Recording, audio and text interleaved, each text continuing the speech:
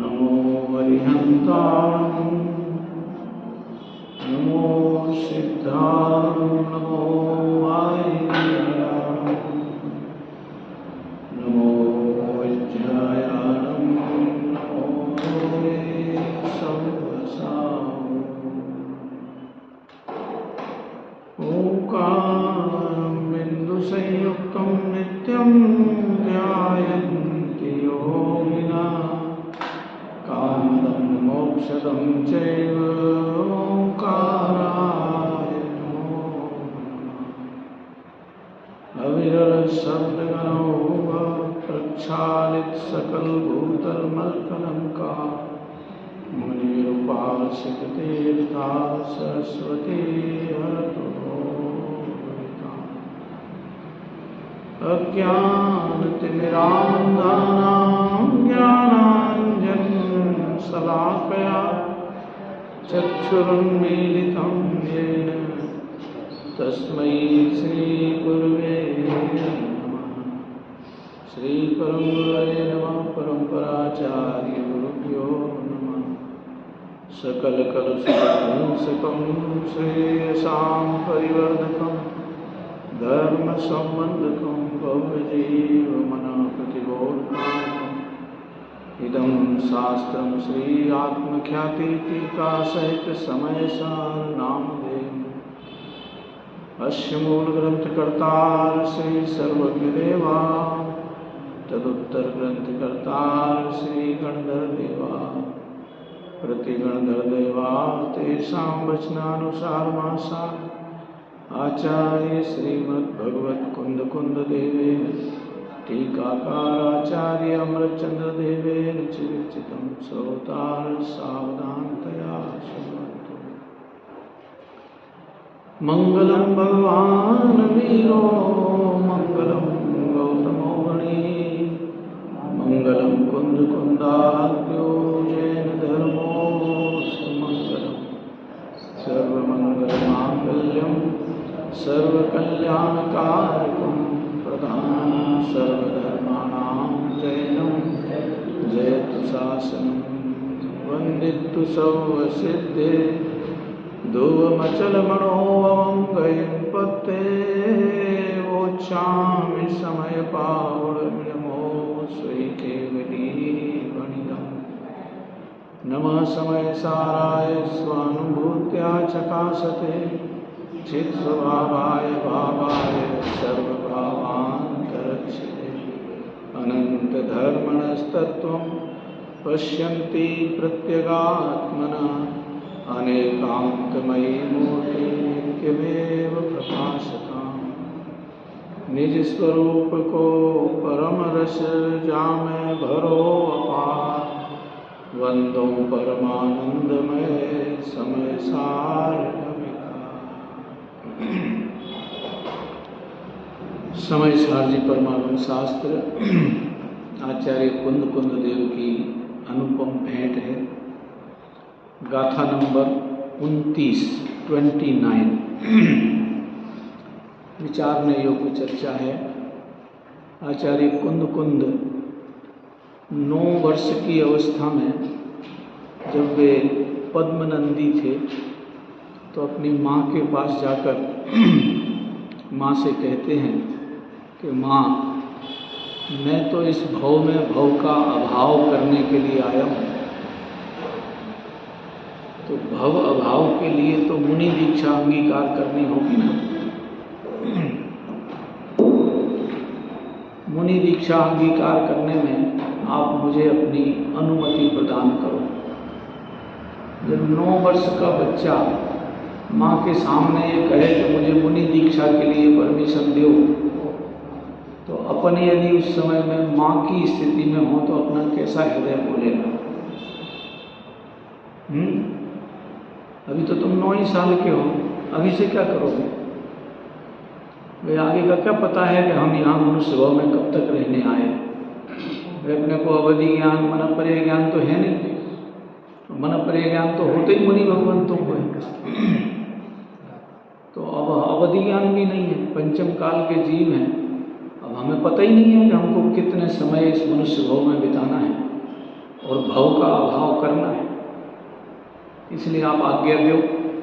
तो माता ने बहुत अपनी ममता जगाई और उस ममता में जगाते जगाते खूब बहकाया, मगर ये बालक पद्मनंदी कहता है मोह तजो री माता, मोह तजो जाने दो वनवास।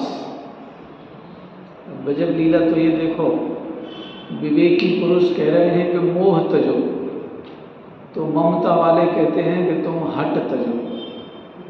वे कहती हैं माता हट तजो रे बेटा, हट तजो मत जाओ वनवास। ऐसा ही है ना प्रसंग, सुना होगा आप लोगों ने। अब विचार करने लायक है। मुनि दीक्षा की परमिशन चाह रहा है तो ये हट का स्वरूप है कि दृढ़ता का स्वरूप है? सोचे जरा, अपने सोचने का विषय है। कुंद कुंदाचार्य देव की देशना है इस समय साथ हैं। बालक कह रहा है कि ममता मोह छोड़ो, तो माता कह रही है कि तू हट तज, मतलब वो बालक हट में है। अपन हट किसको कहते हैं? जिद को। तो जिद किनके जीवन में होती है? विवेकियों के जीवन में या कसाईयों के जीवन में? बड़ी गजब परिणति है। ज्ञानियों की दृढ़ता जगत को जिद लगती है, और जगत की जिद या जगत जिसको अपनी दृढ़ता कहता है वो ज्ञानियों को लगता है कि अरे ये तो जिद में है, इसको विवेक नहीं है। मोह ममता में जीना ये दृढ़ता है या हट या जिद है, कसाय है?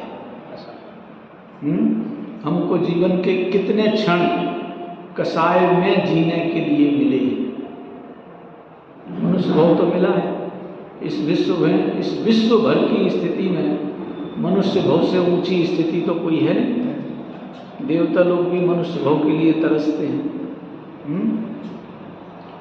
पशुगण नारकियों को तो कहाँ वो अवसर है। मनुष्यों में भी बहुतों को अवसर नहीं है भगवान से, भगवान की वाणी से मिलने का। अपने को वो अवसर भी मिला है, इससे ऊंचा और कौन सा सद्भाग्य होता है? सर्वोत्तम सद्भाग्य हमारे हाथ लगा है, लॉटरी खुल गई है। तो बालक ने जब कहा कि मुझे तो वन दीक्षा लेना है, तो बहुत बहानेबाजियाँ चली। बोले वहाँ जंगल में जाओगे वहाँ मच्छर काटेंगे, वहाँ वो कंकड़ कांटे होंगे, और वन में जाओगे तो जंगल के जंगली जानवर भी होंगे। तो वो बालक कहता है कि वो तो बहुत बढ़िया है, जंगली जानवर यदि मिलेंगे तो मैं तो पहले ही अशरीरी होने के मूड में हूँ ना, मुझे तो अशरीरी होना भाता है। और यदि वो सिंह आदि मिलेंगे और वे सिंह शरीर आदि को छीनेंगे, ले लेंगे, तो मैं तो जो चाहता हूँ उसकी इच्छा पूर्ति का ही तो अवसर खड़ा होगा। वे तो मेरे मित्र जैसे होंगे। दीक्षा ले ली, अब पंचम काल का जीव है, छठे सातवें गुण स्थान से ऊपर का पुरुषार्थ कर नहीं पाता है, और माँ से प्रतिज्ञा करके चला है कि अब रोना है तो रो ले, तेरे बाद अब किसी माँ को रुलाने के लिए किसी के पेट में नहीं जाऊंगा। क्योंकि कोई बालक जब पेट में आता है तो माता की पीड़ाएं तो बढ़ती ही बढ़ती हैं ना, सौंदर्य चला जाता है, पीड़ाएं चालू हो जाती हैं, और फिर शरीर छोटा सा, और छोटे शरीर में एक और दूसरा जीव मनुष्य गति का और रहे तो समस्याएं तो पैदा होती हैं ना। जन्म देने तक में कितनी पीड़ाएं और कितनी वेदनाएं उस बालक अवस्था वाले जीव को और उस माँ वाले जीव को सब भुगतना पड़ती है, नहीं भुगतना पड़ती है? मैं प्रतिज्ञा करके चला हूँ कि मुझे इस भव में अशरीरी होने का मार्ग प्राप्त करना है और उसके लिए उग्रतम पुरुषार्थ करना है। पूरा हो पाएगा कि नहीं हो पाएगा ये तो योग्यताएं बताएंगी, पंचम काल की घटना बताएगी, पर पुरुषार्थ पूरा अपनी तरफ से करना है। तो उस पुरुषार्थ की प्रेरणा में इस जीव ने मुनि पद लिया, 11 वर्ष की अवस्था में मुनि पद लिया, साधनारत रहे।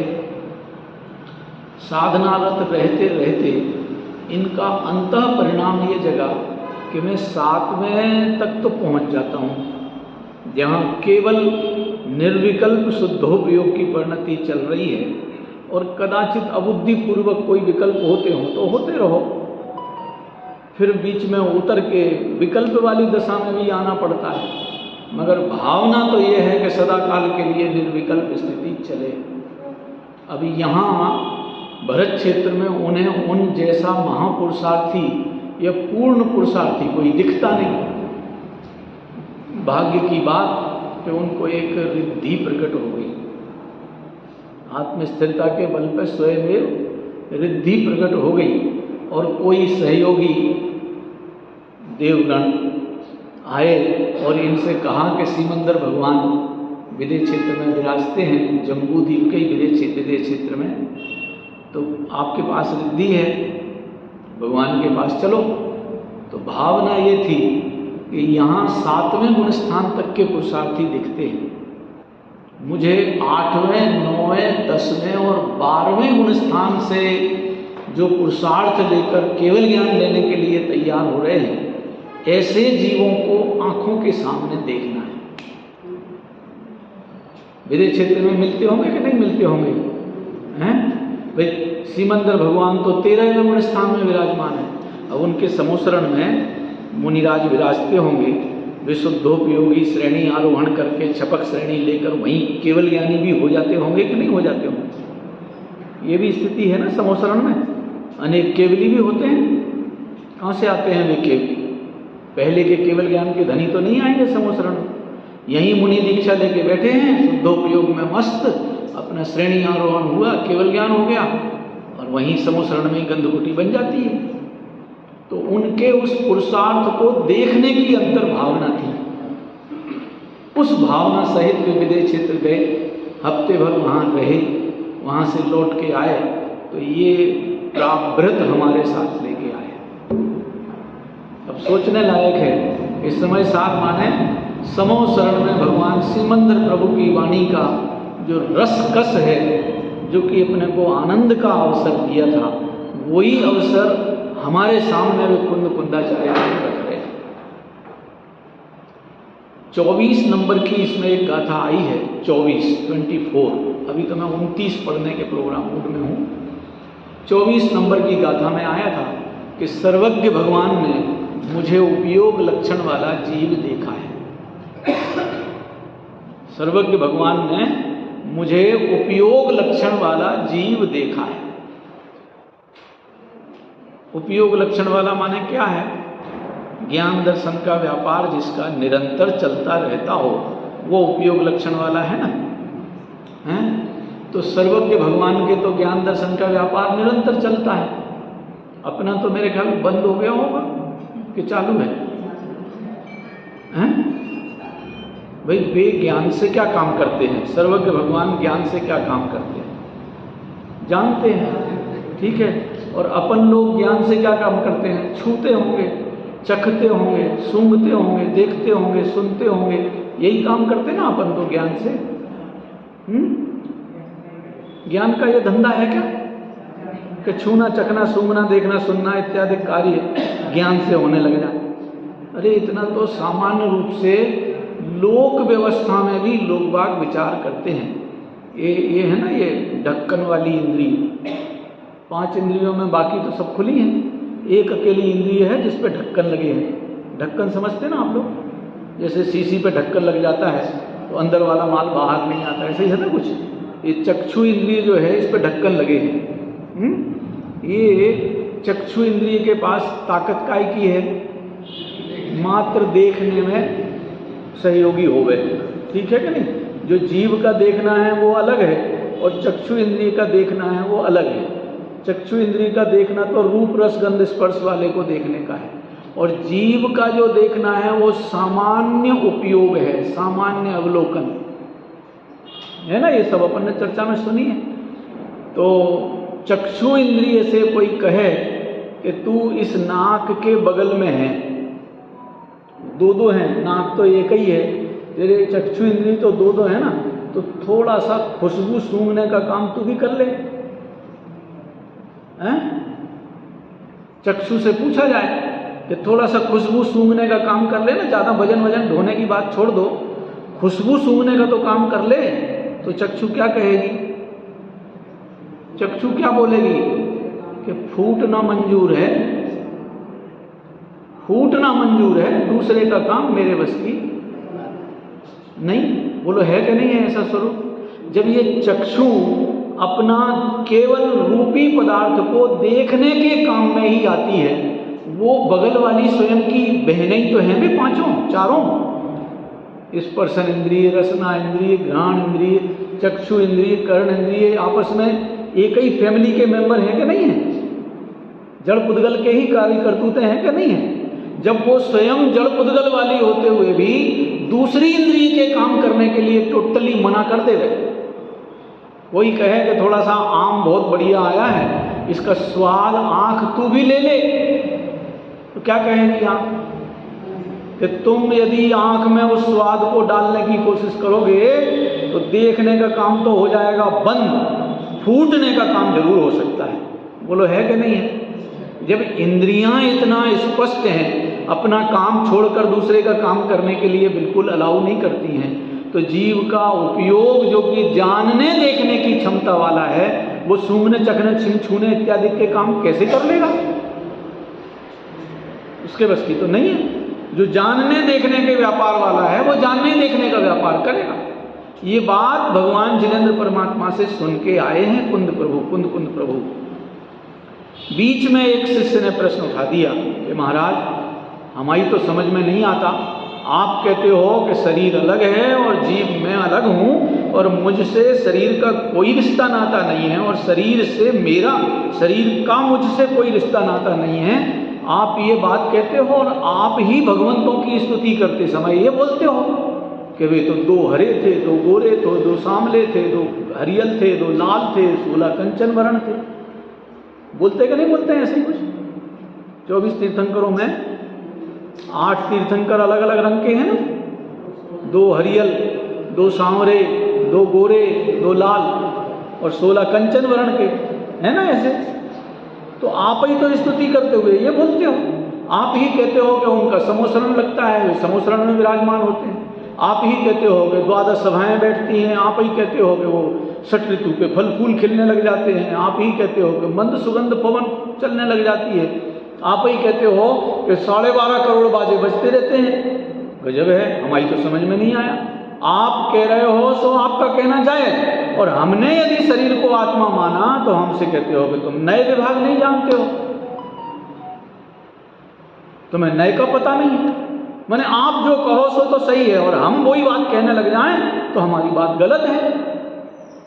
हमारा तो प्रश्न का जवाब सीधा निकलना चाहिए कि महाराज आप जो कह रहे हो वो कैसे कह रहे हो, हमें बताओ जरा ढंग से। ये तो देखो, भगवंतों से मिलना है तो गला पकड़ना सीखना पड़ेगा, ये ढिल्ले पोलों का काम नहीं है। गला पकड़ना तो समझते ना, आपने कहा तो उसका न्याय बताओ, बिना न्याय के हम नहीं मानेंगे।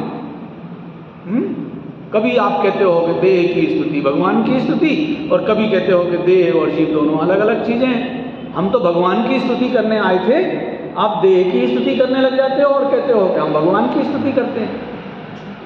तो आचार्य देव ने कहा कि भैया तू नए विभाग नहीं जानता। क्या नहीं जानता है? नए विभाग नहीं जानता। तो ऐसा लगता है कि किसी चक्कर में घुसा रहे, नया चक्कर लगता ना, नए विभाग माने नए चक्र है ना, शास्त्र भी हैं अपने नए चक्र हैं। माल्य धवल स्वामी ने भी नए चक्र लिखा है, देवसेनाचार्य महाराज ने भी नए चक्र लिखा है। अब अपन लोग आजकल भारेल जी का लिखा हुआ भी नए चक्र पढ़ते सुनते हैं, है ना। तो कुछ लोग कहते हैं ये क्या नया चक्कर चला दिया। ये चक्कर नहीं है भैया, ये संसार भ्रमण के चक्कर से बचने का चक्र है, और इतना स्पष्ट चक्र है कि यदि सावधानी से प्रयोग किया तो मोह ममता संसार का नाश होगा, और जरा सी असावधानी होगी तो अपने अनंत भवों की उत्पत्ति हो जाएगी। अत्यंत निशित धारम दुरासदम जिन वरस्य नए चक्रम। जिनेंद्र भगवान का नए चक्र तो बहुत तीक्ष्ण पैनी तलवार की धार पर चलने जैसा सूक्ष्म है। तो जरा इसको सीख लो, कि हम स्तुति करेंगे, समझ लो कि हम क्या कहना चाहते हैं। वो बात स्पष्ट करने के लिए एक गाथा सामने आई है। देखो बहुत बढ़िया है, एक बार गाथा पढ़ते हैं, एक बार मैं पढ़ूंगा, आप सब भी रिपीट करके दोबारा पढ़िएगा, तो आपको भी कुन कुन प्रभु की गाथाओं से मिलने का मौका लगेगा। तम निश्चयेन जुज्जति न शरीर गुणाई होंति केवलिनो, केवलि गुणोए तुणति जो सो तच्चं केवलिं तुणति। तम निश्चयेन जुज्जति न शरीर गुणाई होंति केवलिनो, केवलि गुणे तुणति जो सो तच्चं केवलिं तुणति। निश्चय विषय नहीं योग्य नहीं देय गुण केवली के, जो केवली गुण को सब परमार्थ केवली वो सब। केवली भगवान की स्तुति परमार्थ से कैसी होती है? देह गुणों के स्तवन में केवली परमात्मा की परमार्थ स्तुति नहीं होती है। 46 गुण है ना अरिहंत भगवान के, 46 है ना, उनमें 10 तो जन्म के हैं, 10 केवल ज्ञान के हैं, 14 देवकृत हैं, 8 प्रातिहारी और 4 अनंत चतुष्टय, यही है ना। इनमें से 42 तो पुण्याश्रित हैं, जन्म के अतिशय सब अरिहंतों के नहीं होते, तीर्थन करके बालक अवस्था से शुरू हो जाते हैं, सबके नहीं होते। केवली के जो 10 अतिशय हैं वे कदाचित सबके भी हो सकते हैं, और 14 देवकृत वे भी तीर्थंकरों के ही होंगे, 8 प्रातिहार्य वे सबके भी हो सकते हैं। आ गए ना? तो वे तो पुण्याश्रित हैं, कितने? 42, और बाकी बचे 4, है ना, अनंत दर्शन, अनंत ज्ञान, अनंत सुख और अनंत वीर्य। ये गिफ्टेड गुण हैं। कैसे हैं? नए प्रकट हुए ना, नए, अनादि से नहीं है ये। दर्शन ज्ञान सुख बल तो जीव के पास अनादि से है। अनंत दर्शन, अनंत ज्ञान, अनंत सुख और अनंत बल केवल ज्ञान से पहले नहीं थे। तो ये अनंत नाम की जो उपाधि मिली है, ये तो गिफ्टेड है ना। छायिक ज्ञान के प्रकट होने पर, छायिक ज्ञान के प्रकट होने पर ये गिफ्ट में आ जाते हैं 4 गुण। अब जिसके आश्रय से ये गिफ्ट मिलती है वो भी 4 है। 2 तरह आता है चतुष्टय, अपन ने सुना होगा। एक है अनंत चतुष्टय और एक है स्व चतुष्टय, सुने ना? है ना? एक अनंत चतुष्टय, वो अनंत दर्शन, अनंत ज्ञान, अनंत सुख और अनंत वीर्य वाले हैं। और एक है द्रव्य स्व चतुष्टय, स्व द्रव्य, स्व क्षेत्र, स्व काल और स्व भाव, यही है ना। तो जिनको ये स्वद्रव्य, स्व क्षेत्र, स्व काल और स्व भाव में अपनी पूर्णता नजर आती है, उनको गिफ्ट में वे अनंत दर्शन, अनंत ज्ञान, अनंत सुख और अनंत वीर्य मिल जाते हैं। आ गया? वे गिफ्टेड है। क्यों? नए प्रकट हुए हैं ना, अनादि से तो नहीं है। जब अनादि से नहीं है और नए आए हैं तो कुछ ना कुछ गिफ्ट है। वो गिफ्ट तो समझते ना अपन लोग। वे गिफ्टेड है, और जिनके दम पे वो गिफ्ट मिली है वो स्वचतुष्टय है। अब वो स्वचतुष्टय के धनी तो वे हैं, वे तो हैं कौन? अरिहंत भगवान, तीर्थंकर हों या सामान्य अरिहंत हों, सबके सब स्वचतुष्टय के धनी है ना। अपन लोगों में से तो मेरे ख्याल अपने पास कोई होंगे नहीं, कि हैं अपने पास भी स्वचतुष्टय? अपने पास नहीं है, हैं? जिनवाणी की तरफ से देख के बोले, अपने पास स्वचतुष्टय है कि नहीं? आधे लोग ऐसे ऐसे हिला रहे, और आधे लोग ऐसे ऐसे हिला रहे। क्या निर्णय करें अपन? स्वयं द्रव्यपना अपने पास है कि नहीं है? स्वयं क्षेत्रपना अपना अपने पास है कि नहीं है? स्वयं कालपना अनादि अनंत वाला अपना अपने पास है कि नहीं है? स्वयं भावपना अपना अपने पास है कि नहीं है? तो फिर कैसे मना कर रहे हैं? ये तो नहीं चलेगा। स्वयं द्रव्य, स्वयं क्षेत्र, स्वयं काल और ये स्वयं भाव, प्रत्येक वस्तु के पास अनादि अनंत हैं, नई चीज नहीं है। आप भले अपने को पर से संबंधित समझो, समझ लो, मान लो कुछ भी करना संभव है, मगर क्या आप पर और आप दोनों एक हो सकते हो? पर को अपने में एक में कर सकते हैं? अपने को पर रूप ढाल सकते हैं? तो फिर मेरा स्वद्रव्यपना कहाँ गया है? सबको संयोग दिखते हैं। बोले हम तो आकाश के क्षेत्र में रहते हैं। आकाश के क्षेत्र में आकाश रहेगा, तुम कैसे रह लोगे? बोलो, तुम अपने चैतन्य क्षेत्र में रहते हो, असंख्य प्रदेशी चैतन्य क्षेत्र में। जड़ वस्तु अपने एक प्रदेशी पुद्गल परमाणु एक प्रदेशी जड़ क्षेत्र में रहता है, आकाश के क्षेत्र में तो रहता दिखता है। क्या फर्क है? आकाश के क्षेत्र में रहता हुआ तो प्रत्येक पदार्थ दिखता है, आकाश में तो आकाश ही रहता है, कोई दूसरा नहीं रहता है। स्वयं द्रव्य स्वयं क्षेत्र को कोई छोड़ देगा? हाँ जी भाई साहब, स्वयं क्षेत्र में कोई दूसरा आ जाएगा या मैं दूसरे के क्षेत्र में घुस जाऊंगा? है किसी तरह से संभावना? मान लो चाहे जैसी उल्टी सीधी मान्यताएं चाहे जैसी बना लो, अपन दूसरे के क्षेत्र में नहीं जा सकते हैं और दूसरा मेरे क्षेत्र में नहीं आ सकता।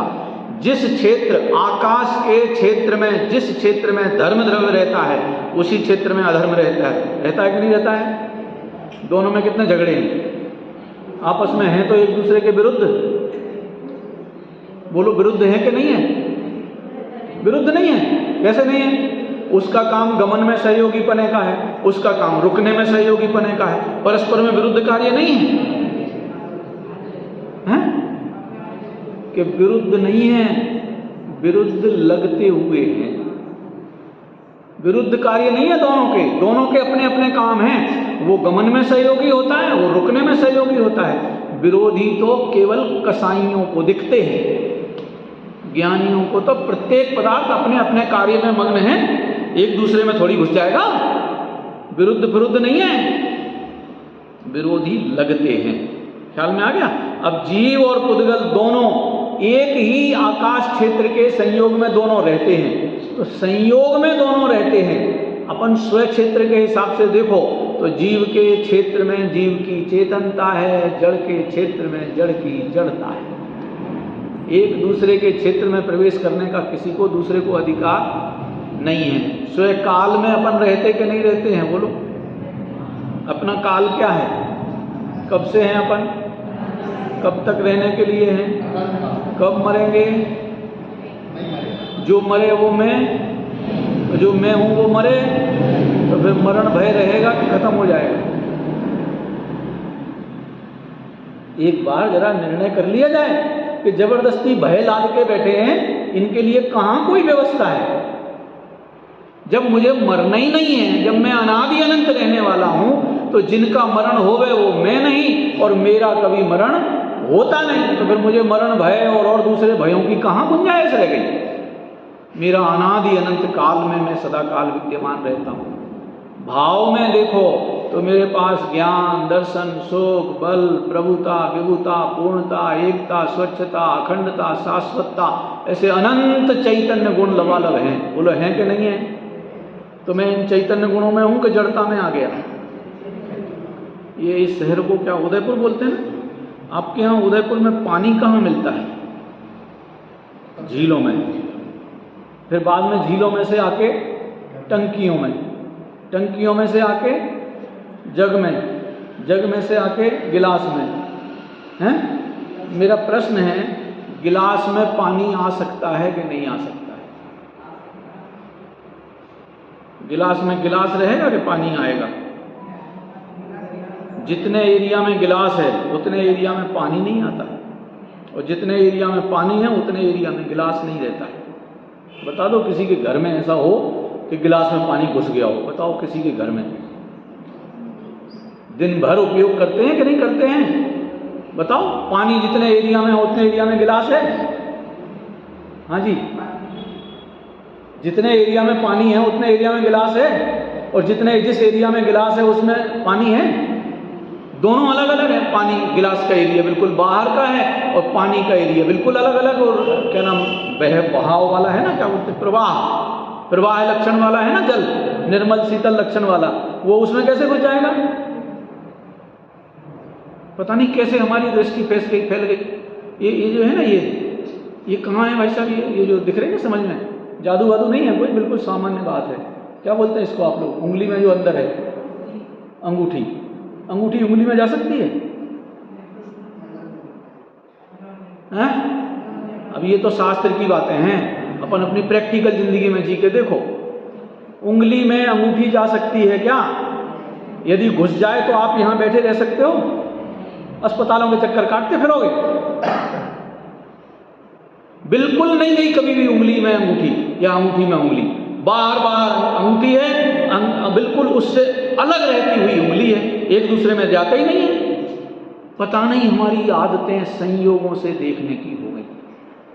भगवान जिनेंद्र ये कह रहे कि भाई इस विश्व में जितने जीव हैं उन सब जीवों में जो आत्मसत्ता के अवलोकन वाले हैं वे वस्तु को सही तरीके से देखते हैं, और बाकी सारा जगत जीव वस्तु को देखने भी जाएगा तो संयोगों से देखेगा।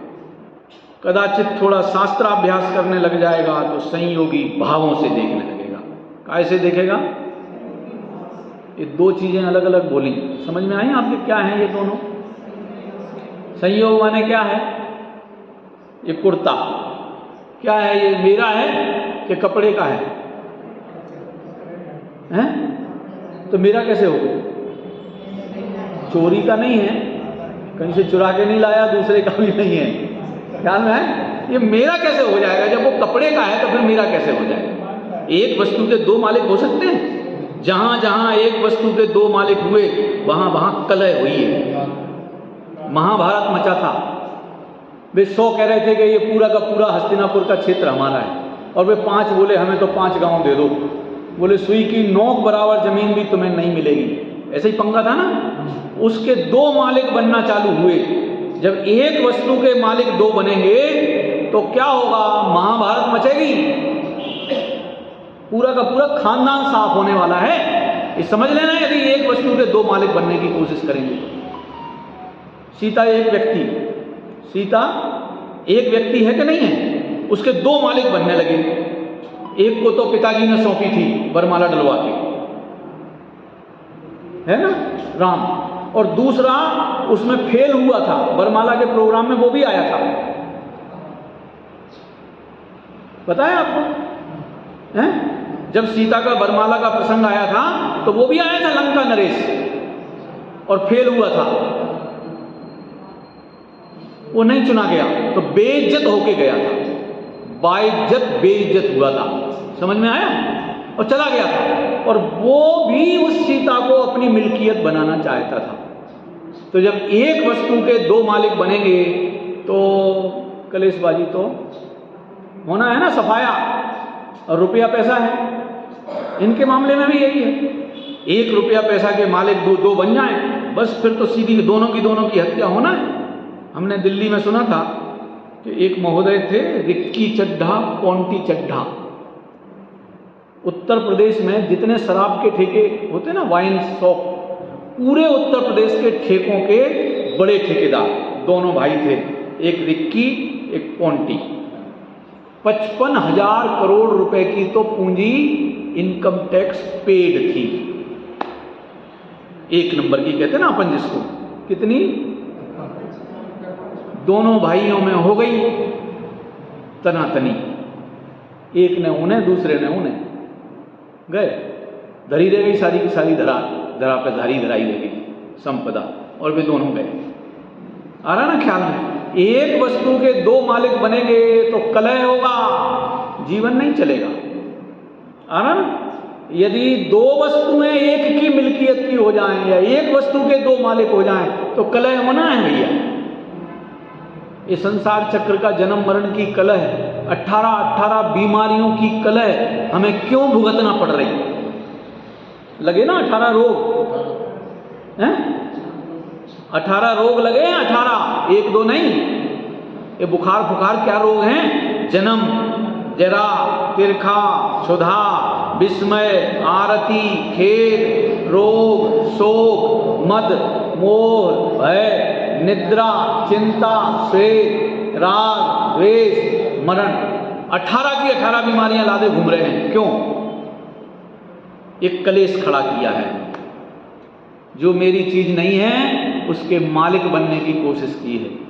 ख्याल में? इसलिए हमको जिनेंद्र भगवान कहते हैं कि सारे जगत को संयोगों से देखने की आदत है। आगे ख्याल में? संयोगों से माने कपड़ों से, शरीर से, सोने चांदी से, कोठी बंगले से, गाड़ी वाड़ी, लाड़ी पाड़ी, साड़ी से। नाम सुना है आपने ये शब्द? कौन बोलते थे पता है आपको? हेमराज जी ब्रह्मचारी। अच्छा, उनसे सुने होंगे। वे भी जिनसे सुने थे वे थे पंडित बाऊ भाई जी फतेहपुर वाले। वे गाने सुनाया करते थे। गाड़ी लाड़ी वाड़ी पाड़ी साड़ी, ये सब क्या है? ये सब के सब संयोग हैं। समझ में आ रहा है? अब जिनवाणी पढ़ ली तो हम संयोगी भावों से भी परिचित हो गए। ये संयोगी भाव क्या चीज है? ममता का भाव, मेरापना, अच्छापना, बुरेपने का जो भाव है। अब पर वस्तुएं तो अच्छी बुरी तो है नहीं, हमें लगती हैं, ठीक है ना? अच्छी यदि हो तो सबको अच्छी लगनी चाहिए, तो कानून सबके लिए एक सा है। बुरी हो तो सबको बुरी लगनी चाहिए, है कि नहीं है ऐसा स्वरूप? अब हमें अभी जो चीज अच्छी लग रही है वही चीज थोड़ी देर में खराब लगने लग जाती है दूसरे की, तो क्या पूछना है? तो इसका मतलब वस्तुएं तो अच्छी बुरी है नहीं। वस्तुओं को अच्छी बुरी देखने की खोटी आदत का नाम है संयोगी भाव। इसी को बोलते हैं जिनवाणी के राग द्वेष हैं। इसी को ममता कह दो, इसी को राग द्वेष कह दो, इसी को इष्ट अनिष्ट कह दो, इसी को अच्छा बुरा कह दो। ये सब क्या है? संयोगी भाव। और ये मालूम केवल जिनवाणी के पढ़ने वालों को ही समझ में आता है। बाकी दुनिया के लोगों को तो संयोग ही संयोग अपने और बुरे और अच्छे बुरे दिखते हैं, उन्हें संयोगी भावों का पता ही नहीं है। वे कुंद स्वामी ने सीमंदर भगवान से ये सुना था कि इस जगत के जीवों को या तो जीव को देखने के लिए संयोग की आंख खुली है और या फिर संयोगी भाव की आंख खुली है। कदाचित और सूक्ष्म अभ्यासी हो जाए तो परिणामों को देखने की आंखें खुल जाती हैं। किनको देखने की? परिणामों को देखने की आंख खुल जाती है। कितनी देर तक का है भैया? 8:30 हो रहा है, प्राइम पूरा होने वाला है। बड़े जल्दी समय पूरा होता है। माँ की लोरियां हैं ना, ये जिनवाणी माँ की लोरियां हैं। इन लोरियों में टाइम पता नहीं चलता है।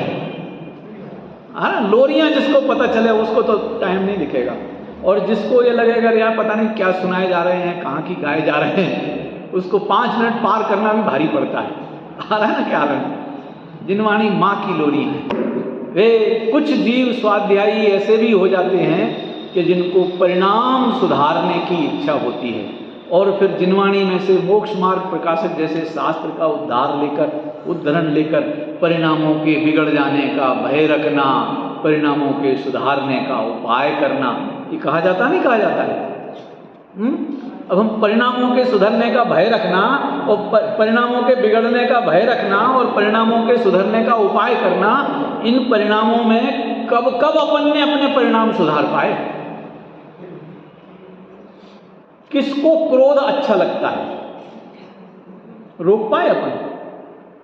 क्योंकि क्रोध अच्छा लगता नहीं है तो उसको हटाने की कोशिश में लगते हैं। वे भगवान जिनेंद्र परमात्मा कुछ और फरमाना चाहते हैं कि तुम्हें परिणामों को सुधारना है ना, तो परिणामों की ओर देखना बंद करो, संयोगों की ओर देखना बंद करो, संयोगी भावों की ओर देखना बंद करो।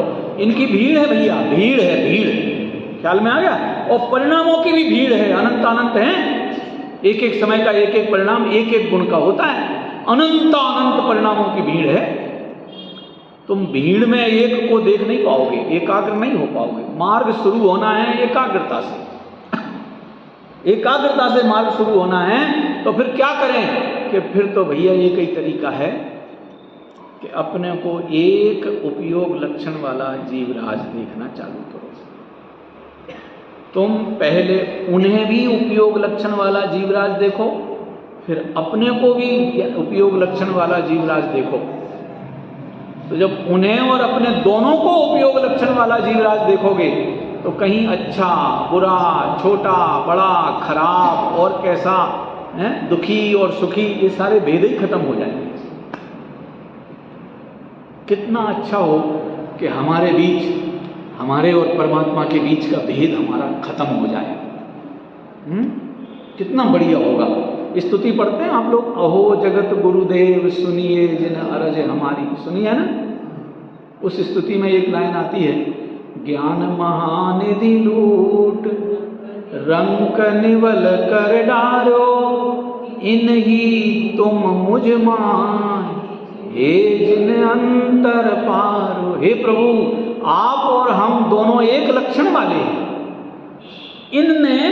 इनने माने ये जो परिणामों को देखने वाले आदत, संयोगी भावों को देखने वाली आदत और संयोगों को देखने वाली आदत में जो कर्म आए हैं, उन कर्मों ने हे प्रभु हम और आप दोनों एक रास हैं, एक जाति के हैं, पर इनने और हम, आप में और हम में इनने आकर के भेद डाल दिया, डिफरेंस डाल दिया।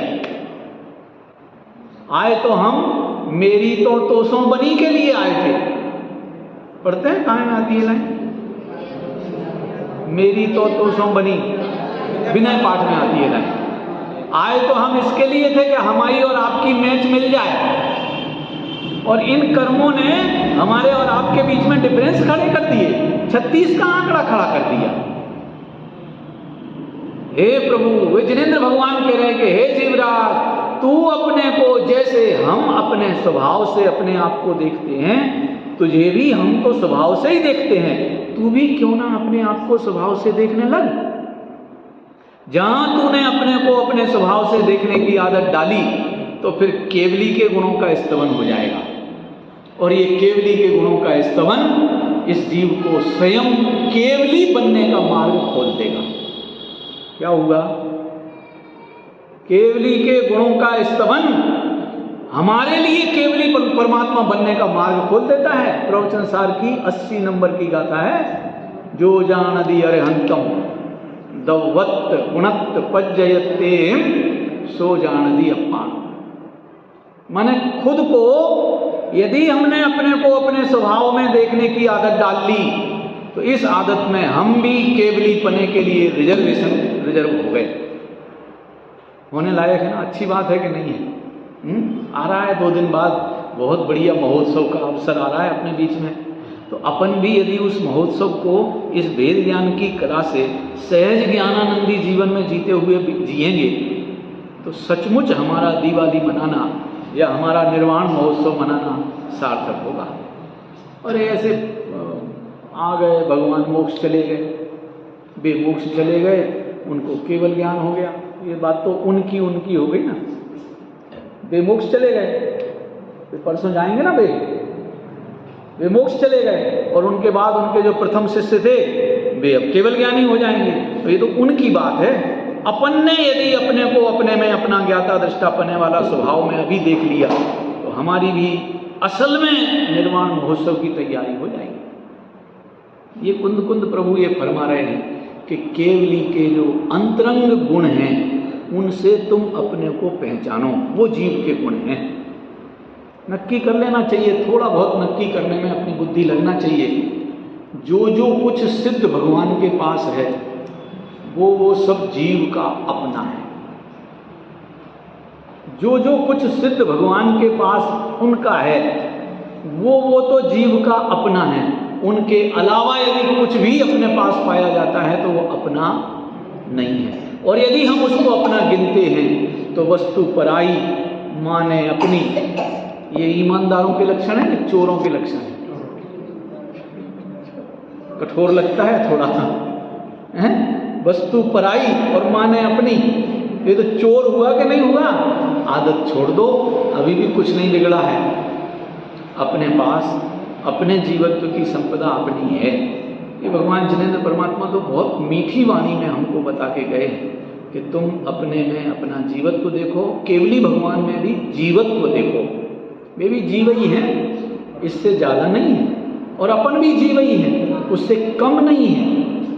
ऐसा थोड़ी है कि वे सवा जीव होते होंगे और अपन पौने जीव होते होंगे। पौना और सवाया तो यहाँ चलता होगा कि नहीं चलता है? 75 पैसे को पौना रुपया बोलते थे ना, और 1 रुपये 25 पैसे को सवा रुपया। तो वे भगवान तो सवा जीव होंगे और अपन पौने जीव हैं, ऐसा है क्या?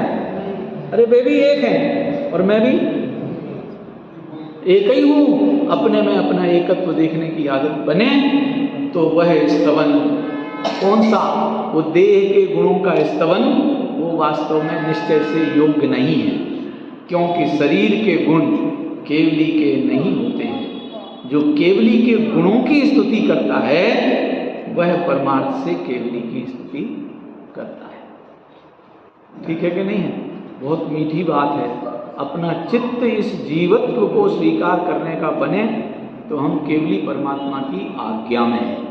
अभी इसके बाद एक और कथा बहुत बढ़िया आएगी कि नगर में बाग बगीचों के वर्णन करने से कोई नगर राजा का वर्णन थोड़ी होता है, पर फिर भी लोक में ऐसा प्रयोग होता है। देखो उनके नगर की खाइयाँ तो देखो कितनी बढ़िया हैं, उनके नगर के महल तो देखो कितने बढ़िया हैं, उनके नगर की रोड तो देखो कितने बढ़िया हैं, वहाँ के सैनिक तो देखो कितने बढ़िया हैं, वहाँ हर एक जीव प्रसन्न चित्त होकर जीता है। तो ऐसा सुन करके ऐसा लगता है कि यहाँ का राजा बहुत पावरफुल, बहुत अच्छा है। टाइम तो हो गया, एक बात और सुना के पूरी करता हूँ। धर्मनाथ भगवान का नाम सुना है ना अपन ने? धर्मनाथ भगवान कौन से तीर्थंकर हैं? 15 है ना? 15 है ना? तो जब इनका राज्य चलता था, जब ये राजा थे, बाद में महाराजा हुए और फिर भगवान हो गए। अब पहले जब वे राजा थे तब उनके राज्य में एक शास्त्र है धर्म सर्माभ्युदय,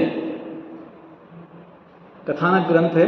जैसे आदि पुराण आदिनाथ भगवान का चरित्र ग्रंथ है ना, ऐसे ही धर्मनाथ भगवान के चरित्र ग्रंथ को बताने वाले शास्त्र का नाम है धर्म सर्माभ्युदय। धर्म सर्माभ्युदय। उस शास्त्र में एक वर्णन लिखा है कि जब राजा धर्मनाथ राज्य करते थे तो उनके जमाने में 2 अक्षर कम थे। अपन लोग जब अभी जी रहे हैं तो अपन जमाने में कितने अक्षर हैं? हिंदी मीडियम में कितने अक्षर होते हैं? अक्षर अ से लेके अह तक 16 तो हैं स्वर, यही है ना? सुने होंगे। और टोटल अक्षर मिलाओ तो 52 होते हैं। कितने मालूम है? क के 5, च के 5, ट के 5, त के 5, प के 5 नहीं होते? क ख ग घ ङ, च छ ज झ ञ, ट ठ ड ढ ण, त थ द ध न, प फ ब भ म। ये 5 के कितने जोड़े हो गए? 5। कवर्ग चवर्ग टवर्ग तवर्ग पवर्ग हो गए कितने? 5 गुणा 5 माने 25 हो गए। 25 के पहले 16 हैं स्वर अ आ ई उ री री री री ए ऐ ओ औ अम आ। 16 स्वर और 25 पवर्ग हो गए, 5 वर्ग हो गए। 25 और 16 हैं 41। ठीक है ना? फिर उसके बाद 41 के बाद य र ल व कितने हो गए? 45 हो गए। और 3 सौ हैं, स 45 और 3 48। और क्ष ह भी है ना एक, ह क्ष त्र और ज्ञ कितने हो गए?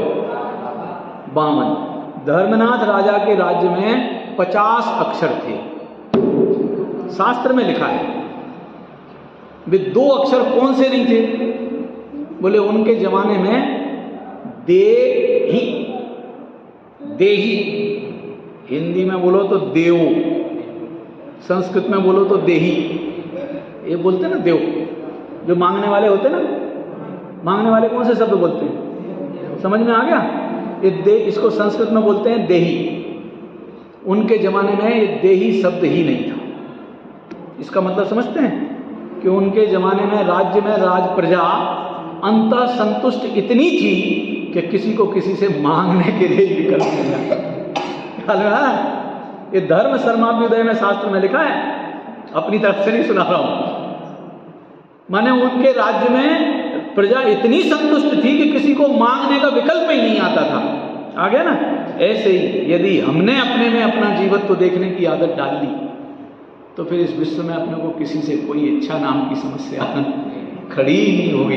अपन अपने में अपने को तृप्त अनुभव करते हुए सिद्धत्व के लिए तैयार कर लेंगे। आज की चर्चा